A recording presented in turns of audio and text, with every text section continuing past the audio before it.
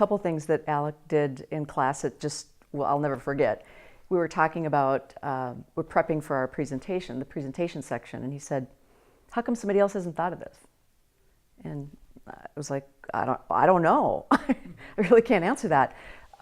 So we started talking about market trends and the fact that insurance companies won't insure swim organizations in their pools if they don't have a concussion protocol system in place. That the diagnosis of aquatic athletes is getting faster and better. That organizations like USA Swimming, they have a whole section of their website that talks to diagnosing and treating. So those kinds of questions that I never thought of are awesome. He also said, why do you have to test? Tell me why you have to test the product. Well, we've been told we probably should. He's like, that's not good enough. But things like that, where he really pushed us outside the box to diagnose the messaging and really tighten it up. And that's because is that a Food and Drug Administration? Does it come under another regulation that you have to be aware of? The governing bodies said that it had to be one part, and that led to challenges with manufacturing. So their equipment had to have enough tonnage.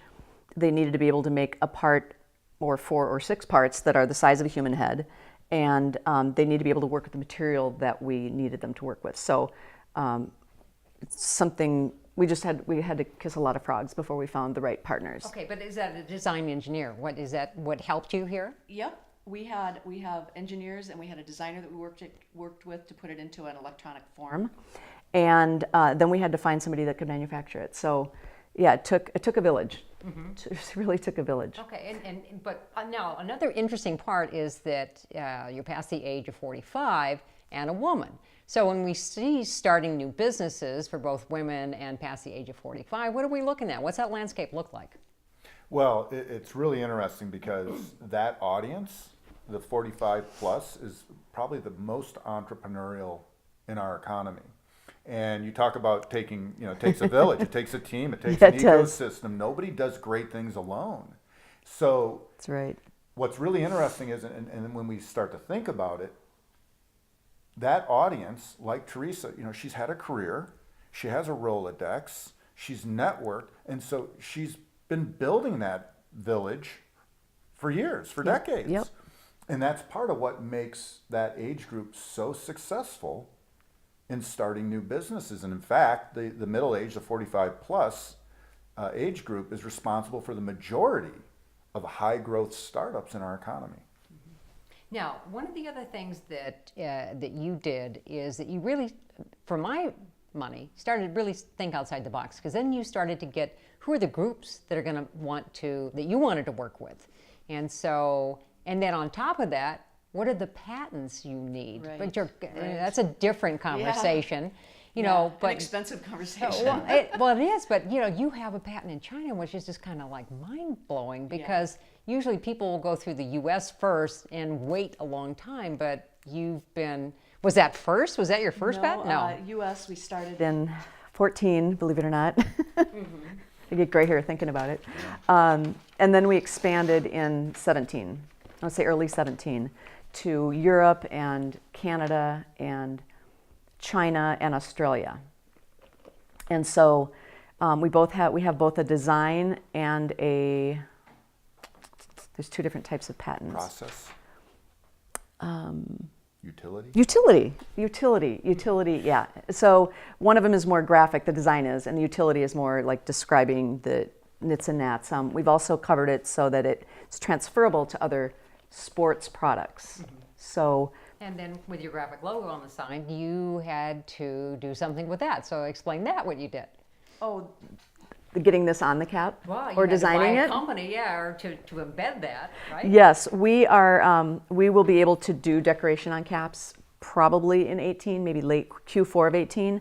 But it's no simple task to decorate a silicone material. It took us about 2 years, and we were hard at it, just trying to. I've worked with decorators my whole career, and screen printers, and they were not able to figure out how to. It really has to bond with the silicone, so when you stretch it, it will go back to its original form. Mm-hmm. So that will allow us to put different team logos on the caps, and then they can compete in a race if they have to wear their team cap. We're getting quite a few comments here. So, and Susan Finn says, I think most kids in middle school and junior high have a unit of swimming and Phi Ed. Would that be a great safety measure for these kids, as most of them don't have a level of experience that competitive swimmers have? Indeed. Yes. In fact, the target market that we identified first was the swimmers that were learning their strokes. They're clumsy. You know, it's spatially, things are weird when you're in the water anyway.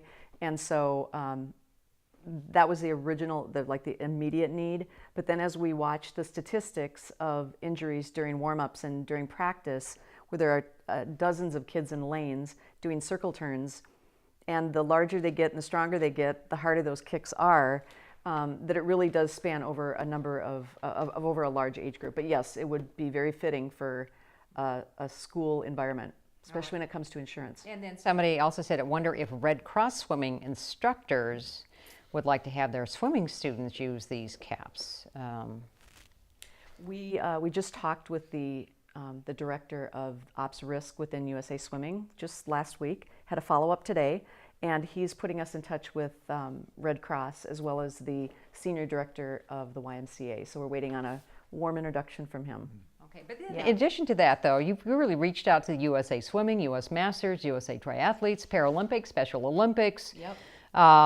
Richard Franklin, Missy Franklin's father, is the chairman of your advisory board. And that's, for people who might not know, Missy Franklin, then is 5-time Olympic gold medalist, currently holds a world record in the 200-meter backstroke and American records in both 100-meter and 200-meter backstroke. So he certainly has seen her take a few hits, I'm sure. Yeah, she's really good. Yeah, she's really good. Maybe in warm-ups, but she doesn't have to warm up with other people in the lane. Right, yeah. Yes, I'm just yes, saying when she was yes, going, when she was yes. in, 6th, I'd 8th, and imagine. 7th, I'd 8th, imagine. yeah. We met. Brian was the head of the Schultz School at the time, yeah. and he sat in on a number of our classes.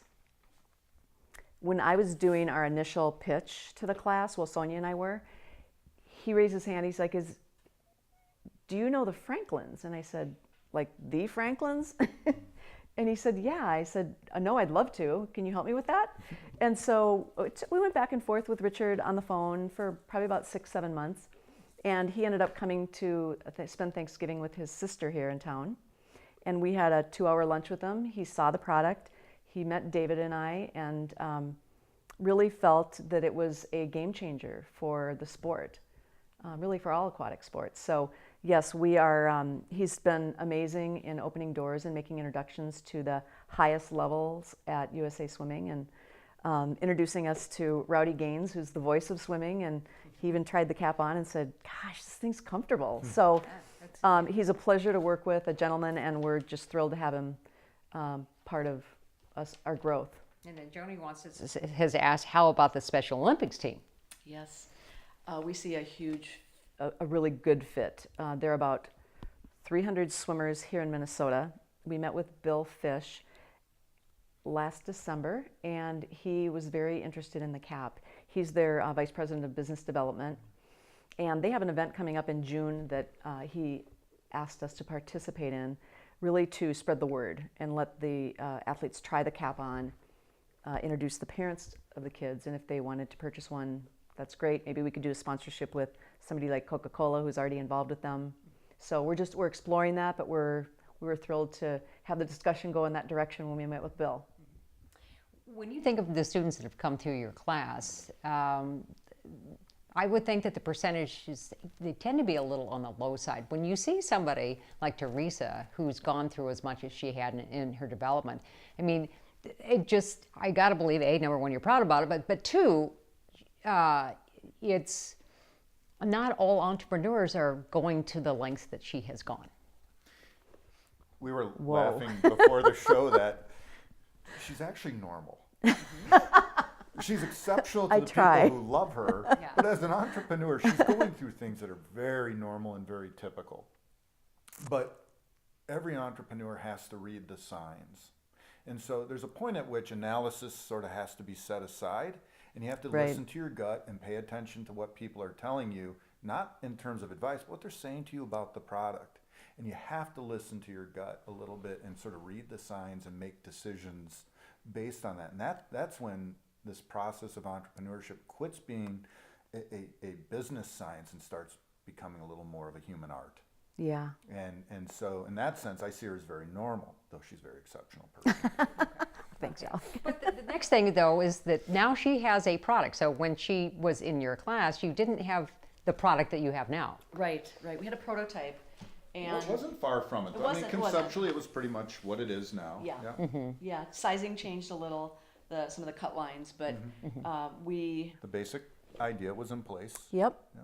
It was. And then now you're marketing it. So We are. We've when got. do you launch with this? We've got great partners involved to help this all come to life. But we are taking pre-orders on our website right now. Have been since February 1st, and we'll be shipping in early May. So we've actually already have our first retail partner. Elsmore Swim School is the only game in town, and they're really great at what they do. Jeff Brown has been kind of following our story for the last probably 3 years, and so he placed an order for his 6 stores, and our motto is crawl, walk, run, and so we're thrilled to have that happening. Also, somebody said it seems like the camp material design could be used for other sports gear. Any plans for any other markets? Yes, we've already had discussions with some pro athletes that we have here in our backyard. Ben Lieber is an investor with us, and a great businessman, as well as Zach Parisi. And so David knows them through his network. He teaches their kids swim lessons. And we've had a couple conversations about where they're vulnerable.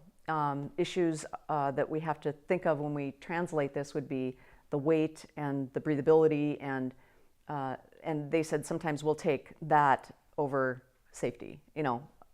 It's sad to say, but they need to be agile. They're the top in the game. So we have to be very thoughtful in what material we use. But yes, we think ballet might be a good play as far as those shoes they wear and the padding they have in them. Baseball, Joe Mauer is very good friends of my sister and her husband, and talked to him about where catchers are vulnerable. So we've got some ideas. They're in the drawing board stage with our engineers, and we're hoping that we have a nice avenue to go down. But our focus right now is really this launch and coming out with 2 other sizes and more colors. A lot of people are asking for colors. 2 things. So people want to know, what about baseball? And then the other question is, how can they purchase one? www.hammerheadswimcaps.com. And it's very intuitive. Our web designer did a great job. Our PR guy, we're really happy with our site and hope you find it very user-friendly.